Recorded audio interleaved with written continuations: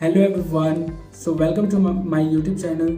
So in this video I'll discuss about money management tips. So let's begin without any delay. So let's start with the first tip, that is automate your income. Automation का basically मतलब ये होता है यार कि आप अपनी salary को इंक्रीज़ करो, चाहे आप SIP करो, चाहे आप म्यूचुअल फंड करो, चाहे आप इन्वेस्टमेंट करो, चाहे आप किसी कंपनी के स्टॉक्स कर दो, या फिर आप एफिलिएट मार्केटिंग से भी आप पैसे को ऑटोमेट कर सकते हो। सो जब आपके अकाउंट में सैलरी आया हुआ है तो आप अपने नीड्स पे, आप अपने विश पे स्पेंड करते हैं रैदर देन आप उसे ऑटोमेट करें। आप कुछ portion like 20% of your salary spend करें आप इन्वेस्टमेंट के ऊपर, तो आपका जो इनकम है वो ऑटोमेटिकली ऑटोमेट होते रहेगा। So this is the first tip that is automate your income. The second one is use UPI instead of credit card. अब देखो यार, मैं क्रेडिट कार्ड को यूज़ करने क्यों नहीं बोल रहा हूँ, क्योंकि यार इसके 3 रीज़न है। द फर्स्ट रीज़न ये है कि UPI वो आपका बैंक में पैसा रहता है, वो आपका खुद का पैसा होता है।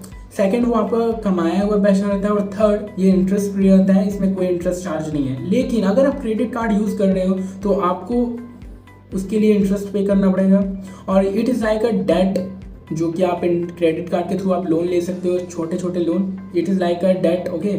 और ये आपको खुद का मनी नहीं होता है। सो इसलिए मैं बोल रहा हूँ आप UPI यूज़ करें rather than credit card. Third tips is abstain your spending money.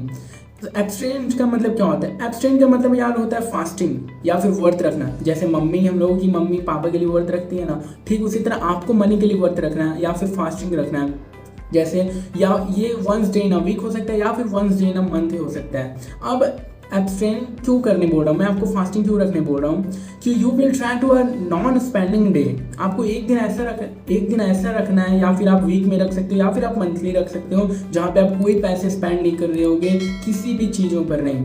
तो इससे आपकी डिसिप्लिन बनती है।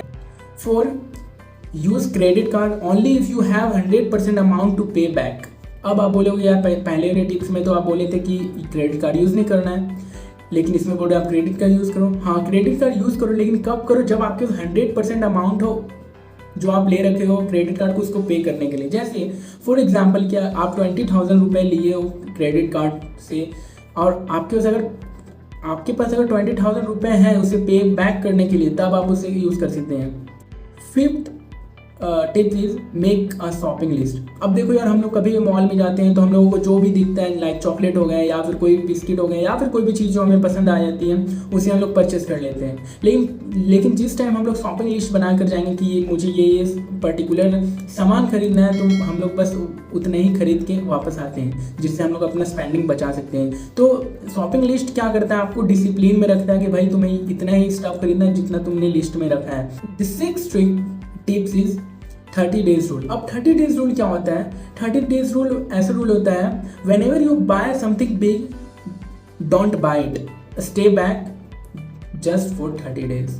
अब इसका मतलब क्या हुआ? 30 डेज रूल ये बोलता है कि अगर आप कोई बड़ी चीज़ खरीदने जा रहे हो, लाइक वो बाइक हो सकता है, कार हो सकता है, या फिर वॉशिंग मशीन हो सकता है, या फिर कोई भी थिंग्स हो सकता है जो कि बड़ी अमाउंट वाली है, तो उसे 30 डेज तक ना खरीदें। और उस 30 डेज तक उसे ना खरीदें, और अगर 30 डेज के बाद अगर वो आपको फिर भी ज़रूरत पड़ा तो आप उसे खरीद सकते हैं। 30 डेज के बाद अपने आप से पूछें, is that thing still important for me? अगर उसका आंसर यस हुआ then just buy it, and अगर उसका आंसर नो हुआ then no, don't buy it. Mostly उसका आंसर नो ही होगा, क्योंकि 30 डेज के बाद आपको पता चल जाता है कि यार कि ये तो मुझे ज़रूरत भी नहीं थी, तो ये हुआ। 7th tip is prefer renting over buying.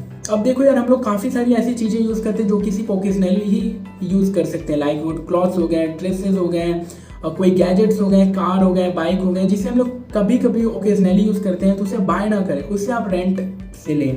देखो यार, रेंटिंग एक तो सस्ती पड़ेगी, और ये आपकी, और आप इसे कभी कभी यूज़ कर रहे हो तो आपके लिए बेस्ट रहेगा। जैसे फॉर एग्जांपल कि आपको DSLR की ज़रूरत है, लेकिन कब? जब आप ट्रैवलिंग कर रहे होते हो तब। तो ऐसा तो है नहीं कि आप ट्रैवलिंग हर टाइम करते रहते हो, तो आप क्यों DSLR परचेस करोगे? उससे अच्छा रेंट पे ले लो यार, आपको सस्ता ही पड़ेगा। समझ रहे हो? तो prefer renting over buying. So these are 7 tips of money management. So thank you for watching this video. Shani Shaurya signing off.